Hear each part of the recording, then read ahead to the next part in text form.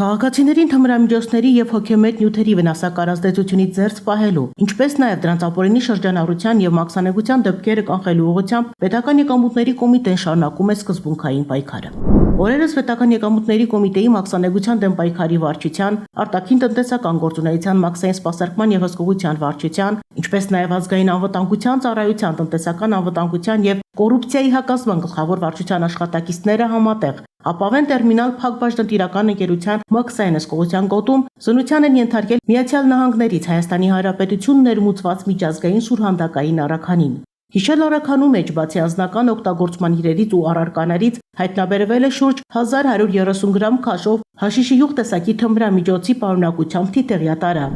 Պետ մաքսանեգության դեմ պայքարի վարչության եւ ԱԱԾ տնտեսական անվտանգության եւ կոռուպցիայի հակազդման գլխավոր վարչության աշխատակիցները ձեռնարկված անհետաձգելի օպերատիվ հետախուզական միջոցառման շրջանակում պարզել են թե հաշիշի յուղ տեսակի թմրամիջոցը Հայաստանի Հանրապետության տարածքում ստացող անձի եւ թե այն անձի ինքնությունը, ում պետք է փոխանցվեր նշված թմրամիջոցը։ Երևան քաղաքի տարբեր հատվածներից ձերբակալվել եւ մաքսանեգության դեմ պայքարի վարչություն են տեղափոխվել Հայաստանի Հանրապետության քաղաքացիներ ՀՄ եւ ԱԻ-ն։ Նրանք ենթարկվել են ձերբակալման ուղեկցող անձնական խոզարկության։ Քաղաքացիները տեղափոխվել են Հայաստանի Հանրապետության քննչական կոմիտեի տնտեսական հանցագործությունների եւ մաքսանեգությունների քննության գլխավոր վարչություն, որտեղ վերջիներս ձերբակալվել են։ Վարույթն իրականացնող մարմնի կողմից խոզարկություններ են իրականացվել նաեւ ձերբակալված անձանց բնակության վայրերում։ Արդյունքում հայտնաբերվել են վարույթն իրականացնող մարմնին հետաքրքրող առարկաներ։